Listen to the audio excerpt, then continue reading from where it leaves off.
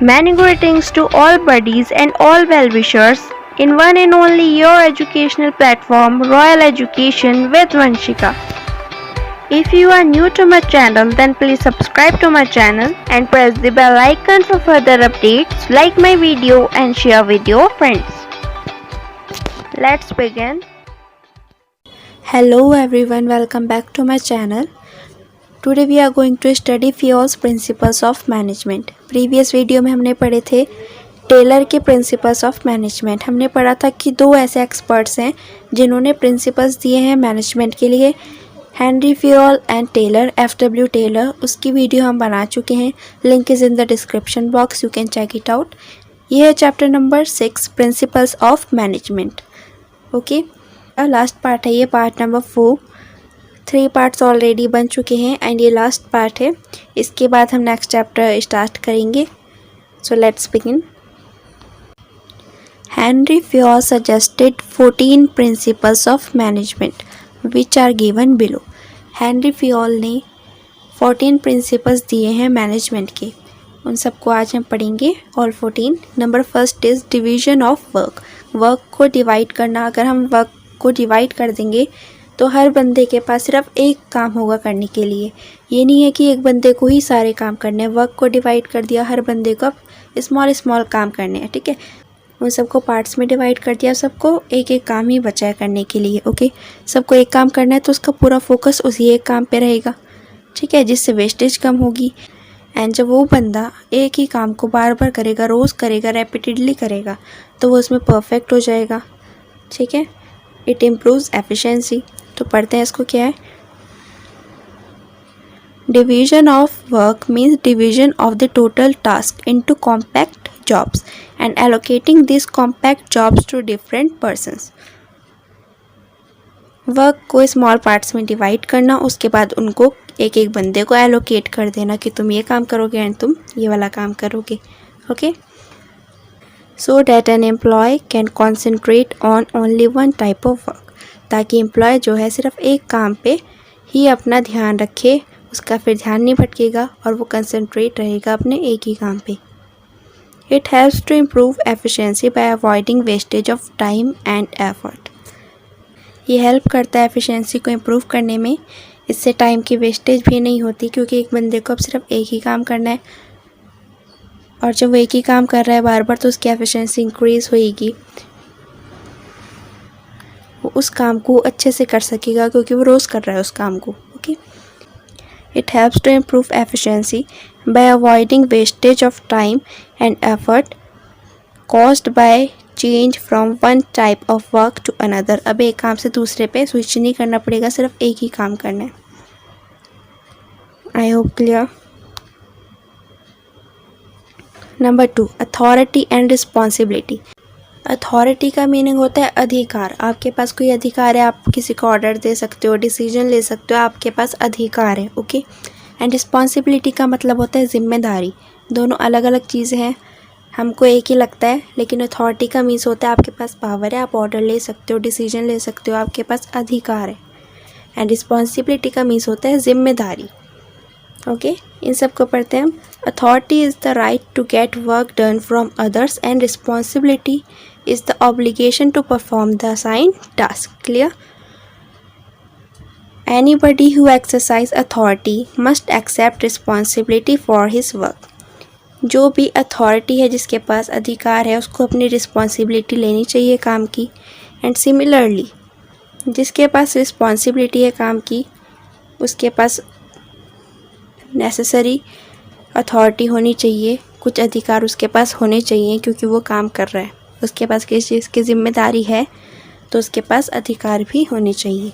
Anybody who exercise authority must accept responsibility for his work. Similarly one who is held responsible should be given the necessary authority. This to clear. और नंबर 3, हिंदी में you can say अनुशासन से रहना, सारे rules and regulations को follow करना। Okay, Fayol ने ये हमें प्रिंसिपल दी है डिसिप्लिन की। Discipline implies obedience, respect of authority, authority के रिस्पेक्ट करना, and observance of the established rules and regulations. Discipline is essential for the smooth running of every organisation. Discipline हर field में जो है ज़रूरी होती है, चाहे वो कोई भी फील्ड, हर जगह डिसिप्लिन इम्पॉर्टेंट होता है। ओके, ताकि जो है ऑर्गेनाइजेशन, आप ऑर्गेनाइजेशन को ले लो ताकि ऑर्गेनाइजेशन स्मूथ चले, बीच में कुछ रुकावट ना आए, और वो सिर्फ डिसिप्लिन की वजह से ही होगा। ठीक है। According to Fayol, good supervision at all levels, हर लेवल पे एक अच्छा सुपरविजन होना चाहिए, एक अच्छा सुपरवाइज़र होना चाहिए जो इन सबको सुपरवाइज करे, हर लेवल पे होना चाहिए। ठीक है। And clear and fair rules होने चाहिए जो हर कोई फॉलो कर सके। ऐसे स्ट्रिक्ट रूल भी नहीं होने चाहिए कि कोई फॉलो ही ना कर सके। फेयर एंड क्लियर रूल्स होने चाहिए and build in system of penalties and discipline. Clear. Now number 4, unity of command. इसका मतलब है कि हर बंदे को अपने सिर्फ एक ही सुपीरियर की बात माननी चाहिए, एक समय पे दो सुपीरियर की बात नहीं माननी चाहिए, दो बॉस की बात नहीं माननी चाहिए। हर एम्प्लॉय का एक ही सुपीरियर होना चाहिए, एक ही बॉस होना चाहिए। ठीक है। अगर वो दो लोगों की बात सुनेगा तो एक को जल्दी सर्विस पहुंचाएगा, दूसरे को लेट, ऐसे में डिलेज होंगे। ठीक है।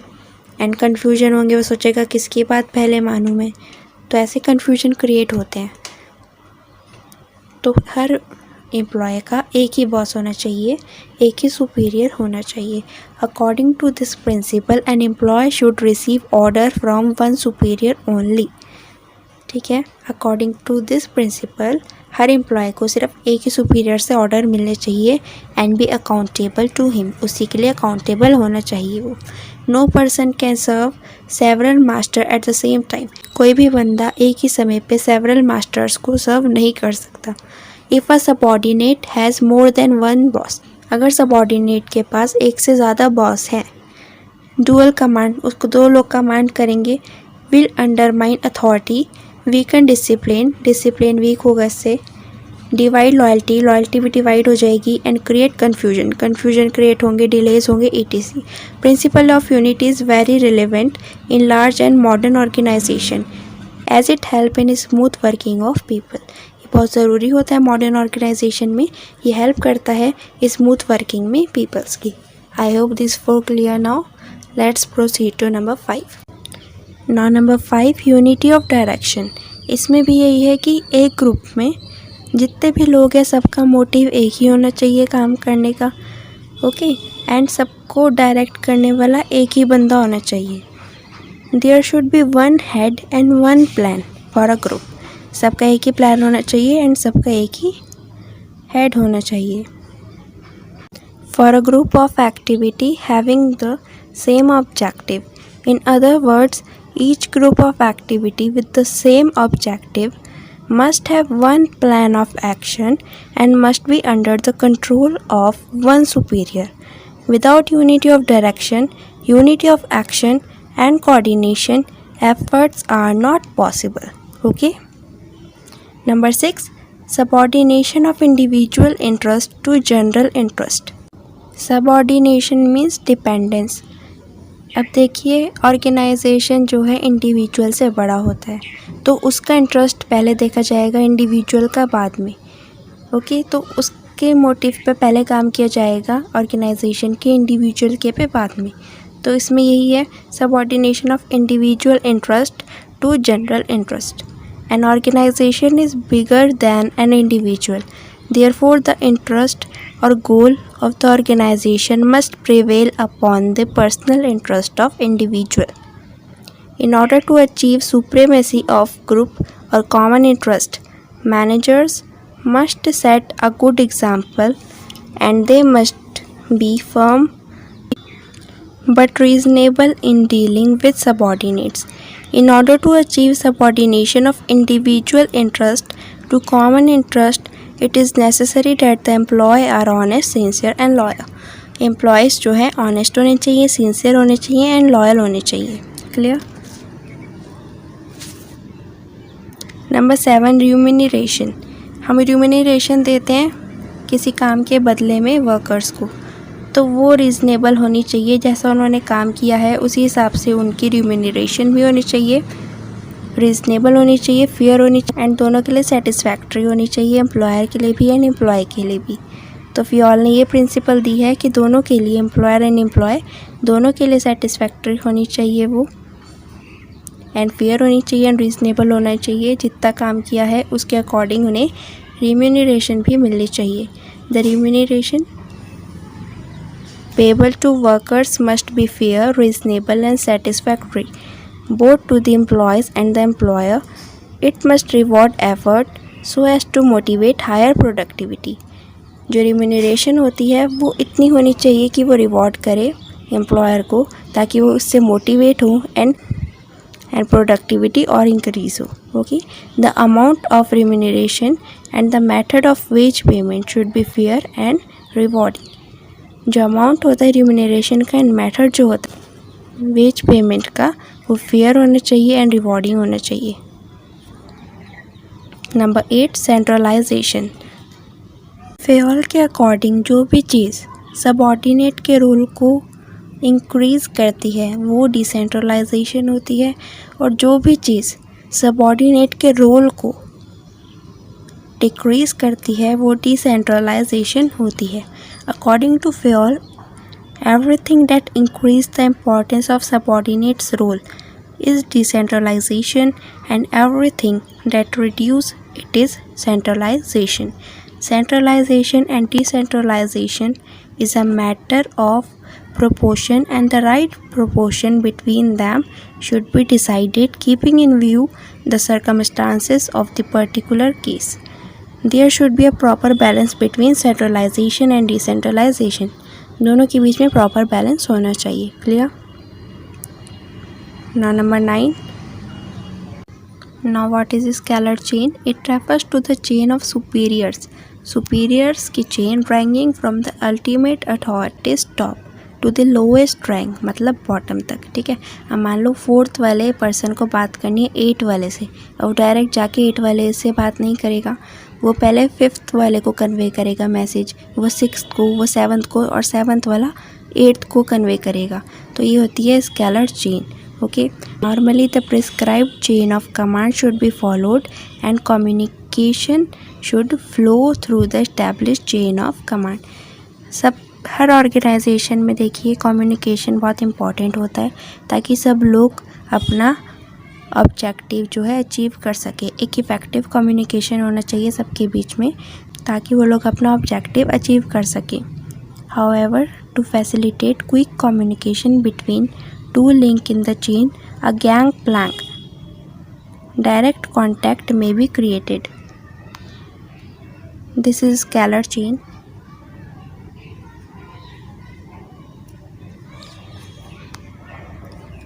F and G is a gangplank. Okay, I hope this clear. Gangplank is created to facilitate quick communication between two links. Now number 10, order. There must be material and social order in an enterprise. Enterprise में material and social order होना चाहिए। अब होते क्या हैं ये दोनों? Material order वो होता है, एक प्रॉपर प्लेस होनी चाहिए हर चीज़ के लिए, एंड हर चीज़ के लिए एक राइट प्लेस होनी चाहिए। Okay, and similarly social order होता है, एक प्लेस सबके लिए होनी चाहिए और सबके लिए एक अप्रोप्रिएट प्लेस होनी चाहिए। Material order implies a proper place for everything and everything in its right place. Similarly social order means a place for everyone and everyone in is appointed place, जहाँ पे उनको अपॉइंट किया है उस जगह पे। The right man in the right job is very important for successful functioning of an organisation. Organisation के लिए सही बंदा होना चाहिए एक सही पोजीशन पे, जो क्वालिफाई हो उस जगह के लिए वही बंदा होना चाहिए। ठीक है, for successful of organisation. Number 11, equity. सबको इक्वली जज करना चाहिए, सबको जस्टिस मिलनी चाहिए, सबके साथ एक जैसा बिहेव रखना चाहिए। ठीक है, ये प्रिंसिपल देते हैं Fayol. Management should treat the employees with justice and kindness. There should be equity of treatment in dealing with subordinates and no discrimination should be made between them. Nepotism and favoritism should not exist. Nepotism and favoritism should not exist as these are injurious to the motivation and morale of employees. क्योंकि injurious होते हैं employ के moral and motivation के लिए. Clear?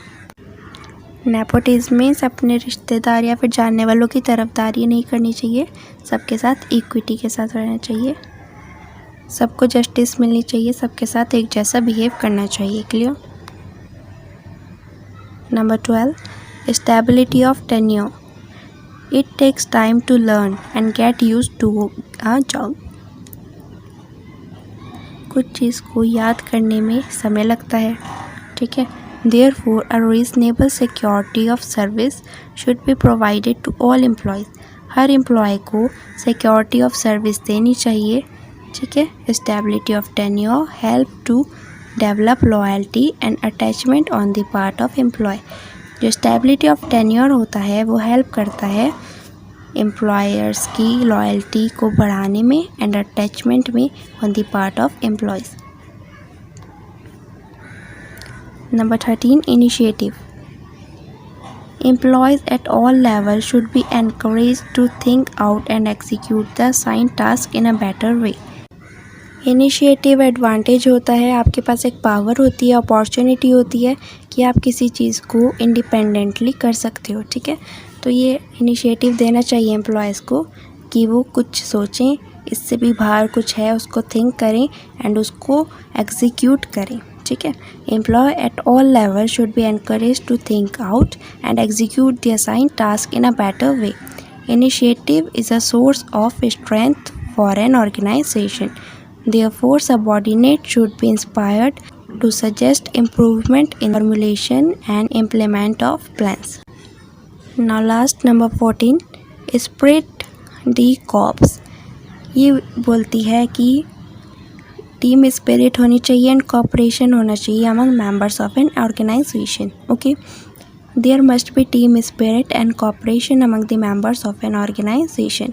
Unity of strength and the strength of an enterprise lies in the cooperation and harmony in individual efforts. जो unity of strength होती है and strength of an enterprise, जो enterprise की strength होती है वो कॉपरेशन एंड हारमनी में ही होती है इंडिविजुअल के एफर्ट्स की. Okay. Group efforts are more than the aggregate of individual contribution on account of spirit the corps. Strong motivation, recognition of contributions made by employees. Employees ने क्या क्या contribution किया है उसको recognize करना. Strong motivation, mutual cooperation, constructive approach by managers and effective coordination help to achieve spirit the corps in an organization. I hope all 14 clear to everyone.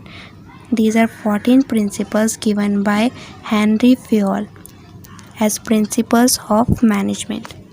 This is the last topic of this chapter. ये chapter हो गया complete. अब हम next chapter start करेंगे. छोटा सा है वो. इसमें एक टॉपिक और था जो हमने इससे पहले प्रिंसिपल्स पढ़े थे टेलर के एंड हमने जो अब पढ़े फेयोल के. इन दोनों में डिफरेंस बताए गए थे उस टॉपिक में, लेकिन वो टॉपिक जो है काउंसिल ने हटा दिया है. इस एपिडेमिक की वजह से सिलेबस रिड्यूस हुआ है. उसकी वीडियो मैंने अलग से बना रखी है. अगर आपको जानना है कि क्या क्या सिलेबस रिड्यूस हुआ है तो आप वो वीडियो देख सकते हो. लिंक डिस्क्रिप्शन बॉक्स में है उसकी.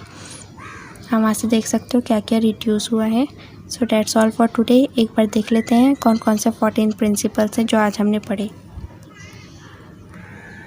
Number 1, division of work. Number 2, authority and responsibility.